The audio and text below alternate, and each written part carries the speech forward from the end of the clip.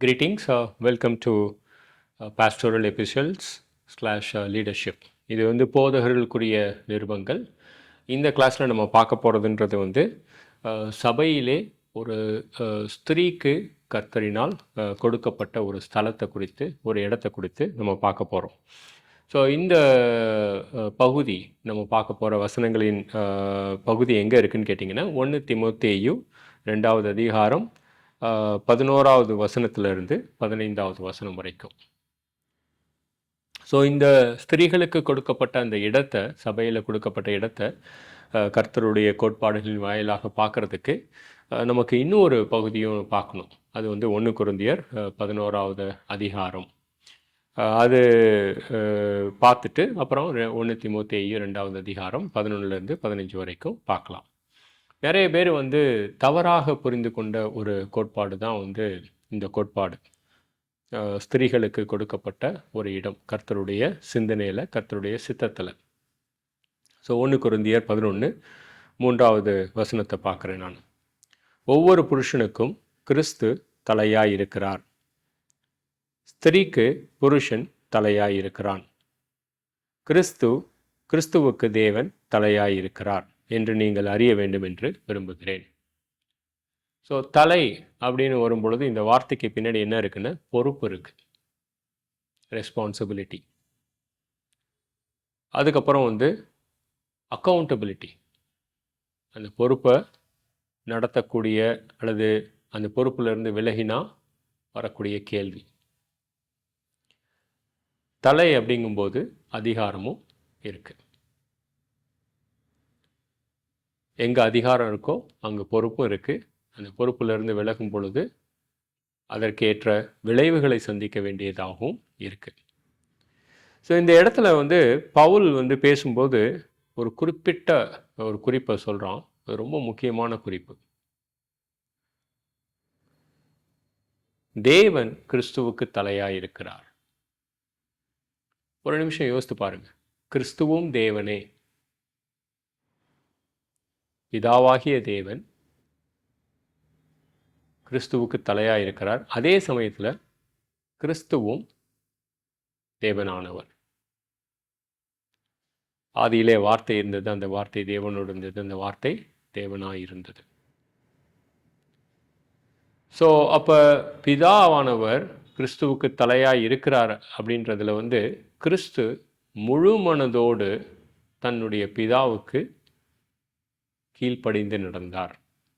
அந்த கீழ்ப்படிதல் அப்படின்றது ஒரு ஃபோர்ஸ் இல்லை, தம்மை தாமே அவர் கீழ்ப்படுத்தி கொண்டார். பிலிப்பியர் 2:5-11 வரைக்கும். நிறைய பேர் சப்மிஷன் அப்படின்றத ஒரு ஃபோர்ஸாக பார்க்குறாங்க. அதுதான் முதல் பாயிண்ட். ஸோ கிறிஸ்து தன்னை கீழ்ப்படுத்தி கொண்டதில் ஒரு முழு மனதோடு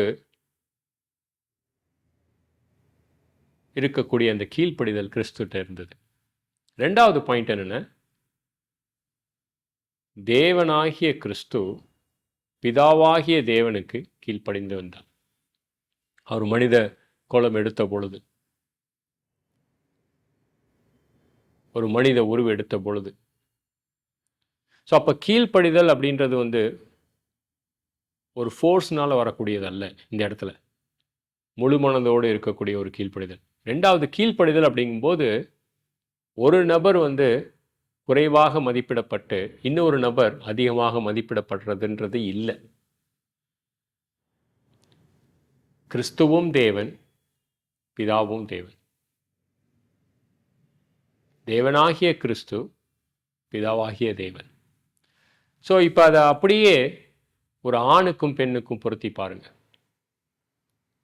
ஒரு பெண்ணானவள், ஒரு ஸ்திரியானவள் தன்னுடைய கணவனுக்கு கீழ்ப்படிதல், எபேசியர் 5:23 முழு மனதோடு செய்யக்கூடிய ஒரு விஷயமாக இருக்கிறது. 2வது, ஒரு ஸ்திரியானவள் தன்னுடைய கணவனுக்கு கீழ்ப்படுகிறா அப்படின்றதுல ஸ்திரீ குறைவாக மதிப்பிடப்படவில்லை, கணவன் அதிகமாக மதிப்பிடப்படவில்லை. இருவரும் தேவனுடைய சாயலிலும் ரூபத்திலும் படைக்கப்பட்ட நபர்கள். இதை புரிஞ்சுக்கிட்டா நிறைய பிரச்சனை சால்வ் ஆகிடும். அதே சமயத்தில் வந்து தேவனுடைய கோட்பாடுன்றது 2 இடங்களை கீழ்ப்படிதலை குறித்து பேசுது. ஒன்று, குடும்பத்தில் மனைவியானவள் கணவனுக்கு கீழ்ப்படிதல், எபேசியர் 5. 2வது, ஸ்திரீகள் சபையில். ஒரு நாட்டோட பிரசிடெண்ட்டாக ஒரு ஸ்திரீ இருக்கலாம், ஏன்னா ஒரு நாடை குறித்து பேசலை. ஒரு பள்ளிக்கூடத்தில் இருக்கக்கூடிய ஒரு டீச்சர் அதை பற்றி பேசலை, ஒரு பிரின்சிபல் அதை பற்றி பேசலை. இப்படி 2 இடங்கள், ஒன்று சபை, 2வது குடும்பம். அதில் தான் தேவனுடைய கோட்பாடு அடங்கியிருக்கு. ஸோ தொடர்ச்சியாக நம்ம 1 கொரிந்தியர் 11 பார்க்கலாம். இப்போ 8வது வசனம் பாருங்கள். புருஷன் ஸ்திரீயிலிருந்து தோன்றினவனானவன் அல்ல, ஸ்திரீயே புருஷனிடமிருந்து தோன்றினவள். இந்த வசனத்தில் என்ன சொல்ல வராரு? முதலாவதாக படைக்கப்பட்டவன் புருஷன். ரைட்? ஸோ ஒரு ஆர்டரை குறித்து பேசுகிறார், ஒரு ஒழுக்கத்தை குறித்து பேசுகிறார். தேவன் தன்னுடைய சித்தத்தில் ஆணை முதல்ல படைச்சிருந்தார், பின்பு பெண். ஆனால் இருவரும் தேவனுடைய சாயலிலும் ரூபத்திலும் படைக்கப்பட்டிருந்தார்கள். பட் ஆனால் தெர் இஸ் அன் ஆர்டர். நீங்கள் ஆதியாகவும் 1 எடுத்து பார்க்கும்பொழுது ஒவ்வொரு ஆர்டர் இருக்குல்ல. ஒரு சில செயல்களை நம்ம ஆர்டரோடு செய்கிறோம்ல, அதுக்கு ஒரு நோக்கம் இருக்கும் இல்லையா? அந்த நோக்கத்தையும் அந்த ஒழுங்கையும் குறித்து தான் இந்த வசனத்தில் பேசுகிறார். அடுத்த வசனத்தில் பாருங்கள். புருஷன் ஸ்திரீக்காக சிருஷ்டிக்கப்பட்டவன் அல்ல, ஸ்திரீயே புருஷனுக்காக சிருஷ்டிக்கப்பட்டவள். 9வது வசனம், 1 கொரிந்தியர் 11. இதில் என்ன அர்த்தம்? ஸ்திரீயானவள் புருஷனுக்காக சிருஷ்டிக்கப்பட்டவள். ஆதாமை வந்து நித்திரையை அடைய செய்து அவனுடைய விழா எலும்பிலிருந்து ஸ்திரீயை படைச்சி அந்த ஸ்திரீயை வந்து ஆதாமுக்காக கொடுத்தார். கடவுள் கொடுத்த கிஃப்ட் ஸ்திரீன்றவர். அந்த ஒரு கிஃப்டை எப்படி பார்க்கணும் அப்படின்றத ஒரு கணவனுக்கு அல்லது ஒரு புருஷனுக்கு அதை குறித்து பேசுகிற வசனம் தான் 1 கொரிந்தியர் 11:9. அந்த கிஃப்ட்டுன்றதுக்கு பின்னாடி ஒரு பொறுப்பு இருக்கு. புருஷனுக்குரிய பொறுப்பை குறித்து தான் பேசுகிறார். ஸ்திரீயானவள் புருஷனுக்காக படைக்கப்பட்டவள் அப்படின்ற போது அந்த புருஷனுக்குரிய பொறுப்பு ரொம்பவும் முக்கியம்னு சொல்கிறார். 11:8 அந்த ஒழுக்கம், படைப்பின் ஒழுக்கம் ஒரு நோக்கத்தோடு இருக்கின்றார். தொடர்ச்சியாக படிக்கலாம். ஆகையால் தூதர்களின் நிமித்தம் ஸ்திரீயானவள் தன்னுடைய கணவனுக்கு கீழாக, அப்படி இல்லைன்னா சபையில் மூப்பர்களுக்கு கீழாக, போதகர்களுக்கு கீழாக இருக்க வேண்டிய ஒரு ஒழுங்கு இங்கே இருக்கு. ஸோ இந்த இடத்துல வந்து தூதர்களின் நிமித்தம் அப்படிங்கும்போது, தூதர்கள்ங்கும்போது உங்களுக்கு என்ன தோணுது? சாத்தான், அவனும் ஒரு தேவதூதன். அவனுடைய பாவம் எப்படி வந்தது? இந்த ஒழுங்கை எதிர்த்து போனோம். ஒழுங்கின்மையின் நிமித்தமாக அவன் விழுந்தான். ஸோ இயேசு கிறிஸ்து மனுக்குலத்துக்காக வந்து அவர்களை ரட்சிப்பதற்காக சிலுவையில் மரித்தார். அவனுடைய ஒழுங்கின்மையை ஏவாள் கிட்ட அவன் ஏவி விட்டான். நீனும் கர்த்தரை போல இருக்கலாம் அப்படின்னு சொல்லி அந்த கனியை புசிக்க சொன்னான். அந்த ஒழுங்கின்மையினால் வந்த விளைவுகள் அநேகம். எல்லா விளைவுகளுக்கும், எல்லா பாவங்களுக்கும் தண்டனையை செலுத்தினவர் கிறிஸ்துவானவர். அவர் எப்படி அந்த ஆர்டரை மறுபடியும் கொண்டு வந்தார்? தன்னுடைய கீழ்ப்படிதலின் மூலமாக. அவர் கீழ்ப்படிகிறதுனால வந்து தன்னுடைய மதிப்பில் குறைந்து போகலை, ஆனால் தேவனுடைய நோக்கத்தை நிறைவேற்றினார். ஸோ ஒரு ஸ்திரீயானவள் தன்னுடைய கணவனுக்கு கீழ்ப்படியும் போது தன்னுடைய மதிப்பில் அவ குறைவாகலை. அதே சமயத்தில் கணவனானவன் அந்த ஸ்திரீ அவனுக்காக கொடுக்கப்பட்ட ஒரு வரம் அப்படின்றத புரிந்து கொள்ளலைன்னா அவனுடைய பொறுப்புலேருந்து அவன் விலகி போயிடுறான். ஸோ தூதர்கள் இன்னைக்கு வந்து ஒரு அதிகாரத்தை குலைக்கிறதுலையும், அந்த அதிகாரத்துக்கு எதிர்த்து போகக்கூடிய நபர்களை எழுப்பி விடுறதுலையும் இருக்காங்க. இவர்கள் அசுத்த ஆவிகள். இந்த அசுத்த ஆவிகளுக்கு ஒரு பாடமாக இருக்கிறது சபை. எபேசியர் 3 வந்து இந்த துரைத்தனங்கள் சபையின் வாயிலாக தேவனுடைய கிருபையையும் தேவனுடைய ஒழுங்கையும் தேவனுடைய ரட்சிப்பையும் பார்க்குறாங்க. ஸோ ஒரு ஸ்திரீயானவள் அந்த சபையில் அவளுக்கு கொடுக்கப்பட்ட இடத்தை எடுத்துக்கிறதுன்றது பிசாசுகளுக்கு, அதே சமயம் நற்தூதர்களுக்கு ஒரு பெரிய பாடமாக இருக்கிறது. இந்த 3 ரீசனை தான் வந்து பவுல் 1 கொரிந்தியர் 11 ஸ்திரீகளுக்கு கொடுக்கப்பட்ட இடத்தை குறித்து பேசும்போது பேசுகிறோம். அது மட்டும் இல்லாமல் 11-12 வசனம் ரொம்ப முக்கியமான வசனங்கள். ஆகிலும் கர்த்தருக்குள் ஸ்திரீ இல்லாமல் புருஷனும் இல்லை, புருஷன் இல்லாமல் ஸ்திரீ இல்லை.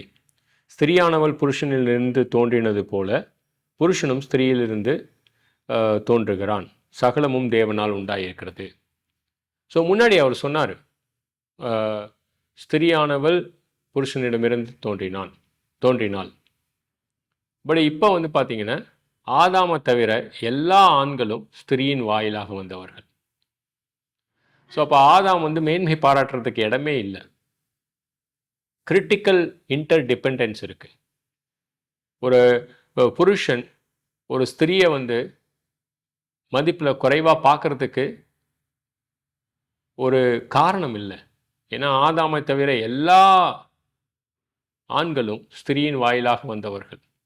இது எல்லாம் தேவனினால் உண்டாயிருக்கிறது. ஸோ இந்த 2 பக்கத்தையும் நம்ம பார்த்தோன்னே ரொம்ப அழகாக கர்த்தருடைய ஒழுங்கை மதிக்க தெரிஞ்சவர்களாக மட்டும் இல்லாமல் இந்த அசுத்த ஆவிகளுக்கு ஒரு பெரிய பாடத்தை, தேவனுடைய நோக்கத்தை கற்பிக்கக்கூடியவர்களாகவும் இருப்போம். ஸோ இந்த அடிப்படையில் வந்து 1 தீமோத்தேயு 2:11 பார்க்கலாம். ஸோ சிறியானவள் எல்லாவற்றிலும் அடக்கமுள்ளவளாய் இருந்து அமைதலோடு கற்றுக்கொள்ள கடவள். 1 தீமோத்தேயு 2:11. உபதேசம் பண்ணவும் புருஷன் மேல் அதிகாரம் செலுத்தவும் ஸ்திரியானவளுக்கு நான் உத்தரவு கொடுக்கறதில்லை. அவள் அமைதலாய் இருக்க வேண்டும். நம்ம நிறையா பார்த்துட்டோம். இது உங்களுக்கு புரிஞ்சிருக்கும். பரிசுத்த ஆவியானவர் உங்களுக்கு இதை எடுத்து காமிப்பாருன்னு நான் விசுவாசிக்கிறேன். எண்ணத்தினாலில் முதலாவது ஆதாம் உருவாக்கப்பட்டான். 2 விஷயங்கள், 2 காரணங்கள். ஓகே, ஒன்று வந்து படைப்பினுடைய ஒழுங்கு, பின்பு ஏவாள் உருவாக்கப்பட்டாள், அதுதான். 2வது, ஆதாம் வஞ்சிக்கப்படவில்லை, ஸ்திரியானவள் வஞ்சிக்கப்பட்டு மீறுதலுக்கு உட்பட்டாள். ரைட், இது ரொம்ப முக்கியமான ஒரு பாயிண்ட்டுங்க. 1 தீமோத்தேயு 2:14. இந்த பாயிண்ட்டையும் நிறைய பேர் தப்பாக புரிஞ்சுப்பாங்க. ரைட், இந்த இடத்துல வந்து பார்த்தீங்கன்னா ஏவாளுடைய நாமத்தை உச்சரிக்கலை, ஆனால் ஆதாமுடைய நாமத்தை உச்சரிக்கிறான். ஸ்திரியானவள் அப்படின்னு சொல்கிறோம். வஞ்சிக்கப்பட்டு பின்பு மீறுதலுக்கு உட்பட்டாள். ஸோ ஆதாம் படைக்கப்பட்ட போது அந்த கனியை புசிக்கக்கூடாதுன்றது வெளிப்படையாக ஆதாமுக்கு கர்த்தர் கொடுத்த ஒரு கட்டளை. ஸ்திரியானவளுக்கு கர்த்தர் அந்த கனியை புசிக்கக்கூடாதுன்னு சொல்லி ஒரு கட்டளை எழுதப்படலை. ஆதியாகமத்தில் நீங்கள் பார்க்க மாட்டீங்க. ஸ்திரியானவள் அந்த கட்டளையை எங்கேருந்து பெற்றிருப்பான்னு கண்டிப்பாக ஆதாம் இருந்து தான் பெற்றிருப்பான். ஸோ இப்போ ஆதாமுக்கு இருந்த பொறுப்பு ஜாஸ்தி ஸ்திரியை விட. ஸ்திரியை அந்த கட்டளையை மீறின பொழுது அவள் வஞ்சிக்கப்பட்டாள். ஆனால் ஆதாம் அந்த கட்டளையை மீறியிருந்தான அவனுடைய பாவமானது மீறுதலாக இருந்திருக்கும். ஏன்னா அவன் அறிந்திருக்கிறான், அவனுக்கு அந்த பொறுப்பு கொடுக்கப்பட்டிருந்தது. இவ்வளவு ஏன், பாவம் பண்ணினது பின்பு கர்த்தர் வந்து ஆதாம் எங்கேன்னு கேட்டதை தவிர ஏவாள் எங்கேன்னு கேட்கல. அந்த பொறுப்பை ஆதாம்கிட்ட கொடுத்திருந்தனால அந்த பொறுப்பை மீறின பொழுது ஆதாம் அதை கடவுள் அக்கௌண்டபிள் பண்ணார்.